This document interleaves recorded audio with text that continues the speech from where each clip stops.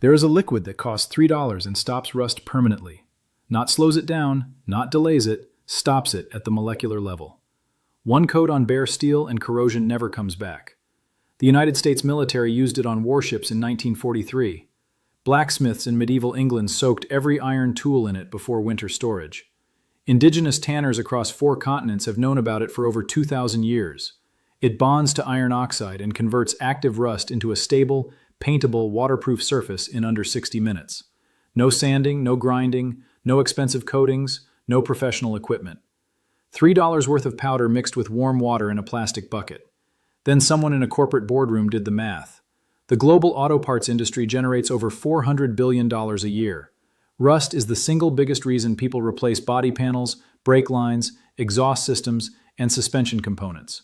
A $3 solution that eliminates rust permanently is not an innovation to celebrate. It is a threat to neutralize. They did not stop using it because it failed. They stopped talking about it because it worked too well. This is the story of tannic acid, the rust killer that empires trusted and corporations buried. Welcome to Forbidden Camping. If these stories matter to you, the subscribe button and the bell are the best way to make sure this knowledge survives. Here we open the vaults the industry locked shut. Now let me take you back to where this all begins. 1,400 years before the first factory opened, leather workers in ancient Rome discovered something entirely by accident. They were soaking raw animal hides in water filled with crushed oak bark to make leather flexible, durable, and waterproof. The process was called tanning, from the Latin word for oak bark, and every leather workshop in the empire used massive stone vats filled with this dark brown liquid. But something unexpected happened inside those vats that changed metallurgy forever. Every iron tool that touched the tanning solution stopped corroding. Knives that rusted within days in the humid Roman air stayed clean and sharp for months after a single soak. The disease becomes the cure. You apply the solution, the rust converts, and the surface seals itself from the inside out. By 1850, the British Royal Navy began formal testing of tannic acid solutions on iron warship hulls docked at Portsmouth Harbor. Ships treated with tannin solutions showed 60% less hull corrosion over a 5-year period than identical ships treated with standard lead-based paints. 60% less corrosion with a solution that cost pennies per gallon. The Admiralty expanded testing to anchor chains, rudder assemblies, and below waterline fittings across the entire Channel fleet. And then, the results vanished from public engineering manuals.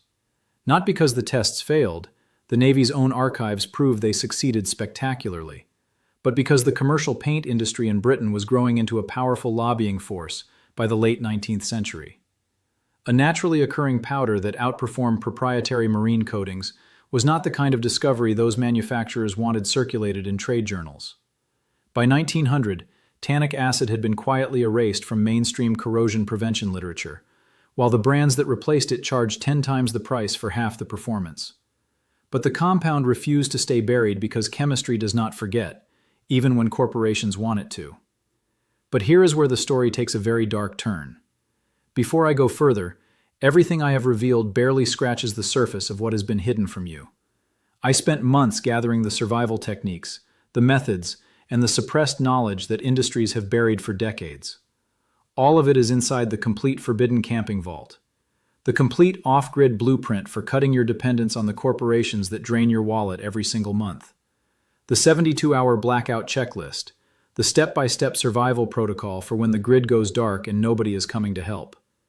The Forbidden Firecraft Manual, with fire techniques the outdoor industry replaced with $60 gadgets that snap on the second use.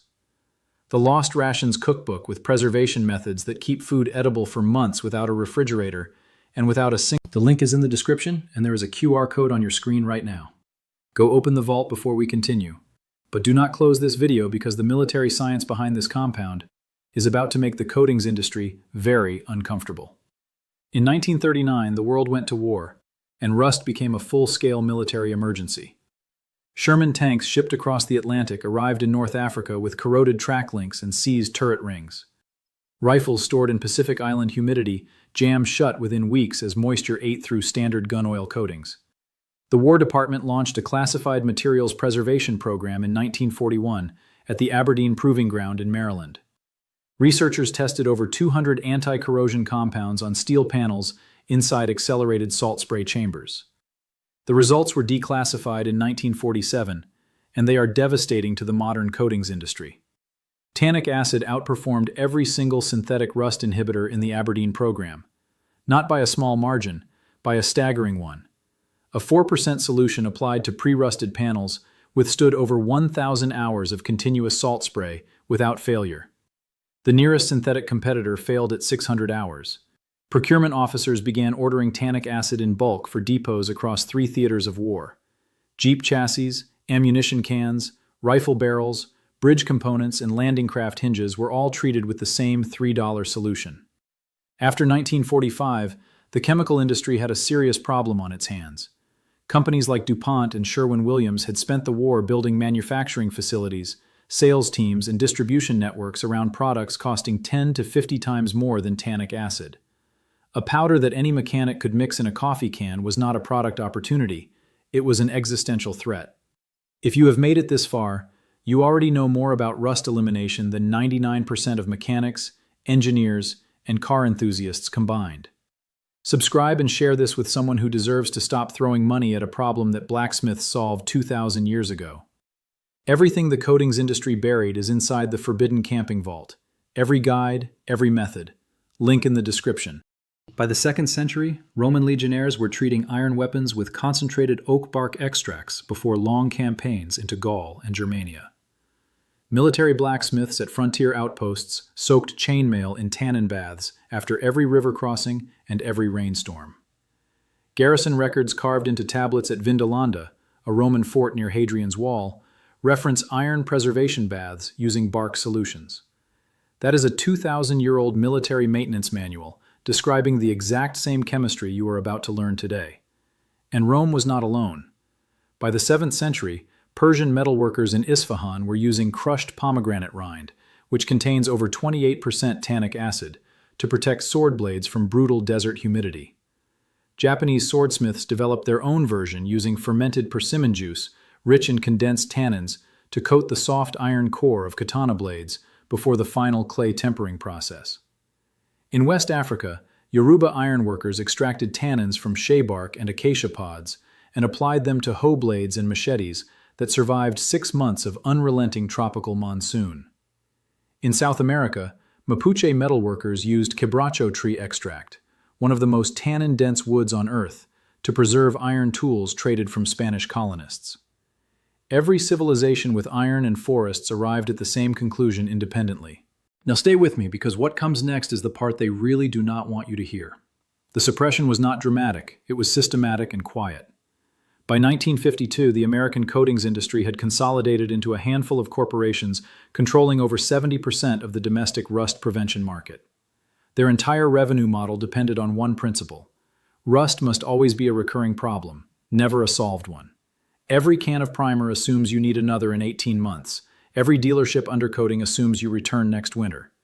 The auto parts aftermarket in the United States alone generates over $300 billion in annual revenue. Corrosion repairs account for roughly 30% of that total, $90 billion flowing through garages and body shops every year because of rust alone. A permanent $3 solution does not fit anywhere inside that economic engine. Tannic acid cannot be patented because it is a naturally occurring compound found in oak bark, tea leaves, chestnut wood, and grape seeds. You cannot build a subscription business around a powder that anyone can buy in bulk for less than the cost of a fast food meal. And you absolutely cannot justify a $500 dealership rust protection package when the primary active ingredient can be brewed from a box of black tea bags. So the industry did what industries always do when a cheap solution threatens expensive revenue. They repackaged it, marked it up, and made sure nobody recognized the original. The commercial rust converter products at every hardware store for $15 to $30 per bottle contain tannic acid as their primary active ingredient. $3 worth of powder dissolved in petroleum solvents, poured into a branded bottle, and sold back to you at 15 times the cost. Now I need to be honest with you about something. Tannic acid is not a miracle fix for structural rust damage where the metal has already thinned or perforated. If your frame rail flexes when you push on it, that section needs welding or replacement, not a chemical treatment. But for surface rust, flash rust, early corrosion, and every piece of outdoor gear that develops orange spots after a weekend in the rain, Tannic acid is the most effective and cheapest permanent solution. Here is exactly what to do. Purchase food-grade tannic acid powder online. A 100-gram bag costs between $3 and $5 and treats roughly 40 square feet of rusted surface. Dissolve 4 grams in 100 milliliters of warm water and stir until the liquid turns the color of strong black tea. That is your rust conversion solution. The same chemistry the Romans used. The same formula the British Navy documented. The same compound the United States military deployed across 3 continents. Take a wire brush or coarse steel wool and scrub the rusted surface to remove any loose, flaking material. You do not need to sand down to bare, shiny metal because this solution converts existing rust rather than requiring you to remove it. Apply the solution evenly using a cheap foam brush, cotton rag, or spray bottle. Within 10 to 15 minutes, you will watch the rust change from orange-brown to dark blue-black as ferric oxide becomes ferric tannate in real time. Let the surface air dry for 2 to 4 hours, then apply a second coat for maximum protection. After the second coat cures, the surface accepts any top coat, paint, oil, wax, or rubberized undercoating. For camp tools like axes and knives, finish with boiled linseed oil or beeswax. For vehicle frames and undercarriages, follow with rubberized spray undercoating. Total investment, $3.45 minutes of your afternoon. This knowledge did not disappear. It was priced out of your awareness and buried under marketing budgets and proprietary trade names. Chemistry does not care about brand strategy, and oak trees have never charged a licensing fee. If this vault changed how you look at the rust forming on your axe head, your truck frame, your camp stove, or your cast iron pan, then subscribe and share this video now. Every share puts a crack in the wall they spent billions building around knowledge that was never theirs to lock away. And if you have not opened the Forbidden Camping Vault yet, the link is still in the description.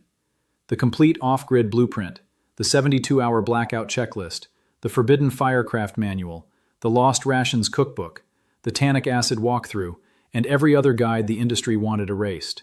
All in one vault, all yours. The next vault opens soon. And what is inside is the one thing every camper throws away that could generate enough heat to survive a blackout.